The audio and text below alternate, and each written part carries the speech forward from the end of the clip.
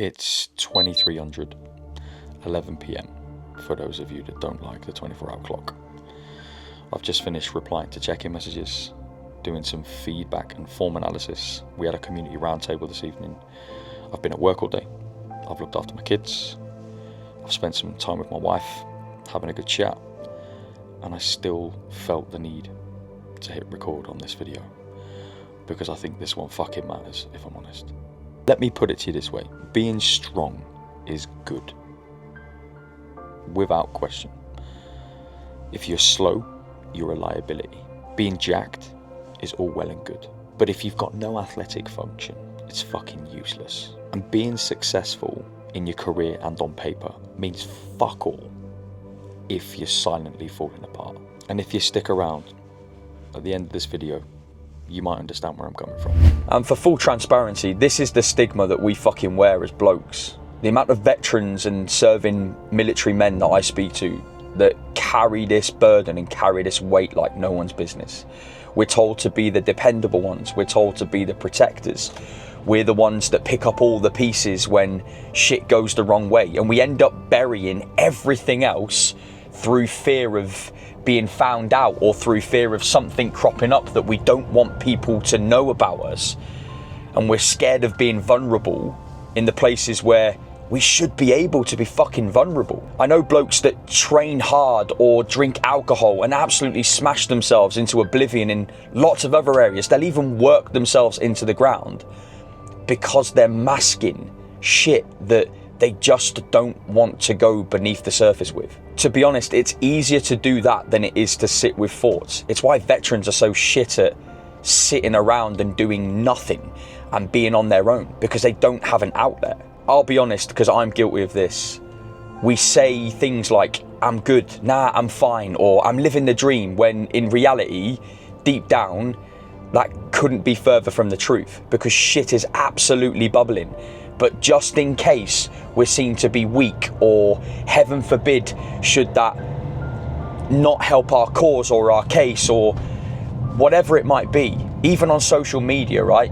We end up stopping ourselves from actually being vulnerable and opening up exactly for that reason. It's like we try and wear an armor that makes us fucking invincible, when in reality, we're just hiding fucking shitloads of wounds that we've refused to do anything about. Now, for me, it crept up pretty quietly, but I will tell you what saved me in a sec.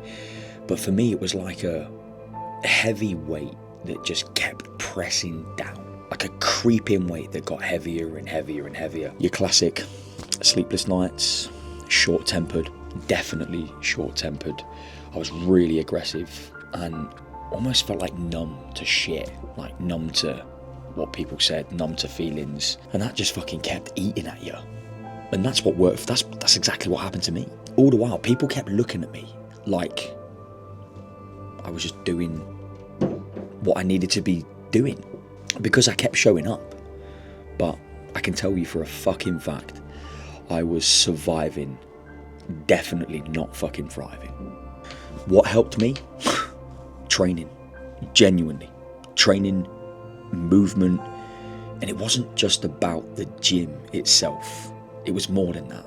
It was actually doing it with other people and learning to fucking talk, learning to find an outlet for shit that was going on upstairs. And it's tough as a bloke to find the right people around you that you can actually let your guard down with and not be fucking judged. But fortunately for me, I had those people, and that helped massively. But the biggest lesson in all of this, for what helped me, is that vulnerability is not a fucking weakness by any stretch of the imagination. Vulnerability is fucking courageous. It takes bollocks to do. And if you do it right, around the right people, and you're looking after your health, and you're training, and you're looking after what's going in the body, the game completely changes. So if you're watching this and some part of this hits you, maybe you're a coach, maybe you're a dad, maybe you're still serving, potentially you might even be a veteran. Maybe you feel like that bloke that's just running on fumes. Let me tell you this, you're not fucking broken, and you're certainly not alone. The amount of blokes that I speak to that are going through exactly the same thought process. And it's not your job to carry it all silently despite you thinking that you fucking have to, because I thought I had to. Strength actually comes from asking for help, I can assure you. It's admitting that you're not okay and being okay with that. And despite everything, you still show up and do the work anyway. And I got a metric fuck ton of respect for anybody that does do that, because that's genuinely what makes you a fucking powerhouse. If you're struggling, gents, reach out. Drop a message to one of your fucking muckers. Drop me a message if you want. Sometimes you just need another bloke to literally sit through the shit with you. Open up his ears, listen to whatever you need to say.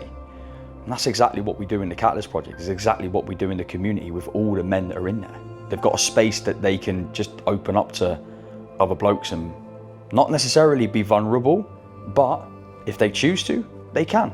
Because let's face it, we need to remove that stigma, and we don't just need a mental health month to do it.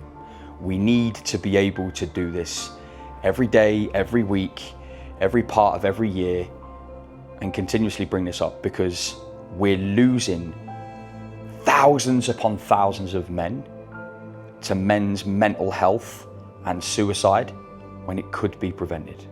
And on that note, I'll see you in the next one.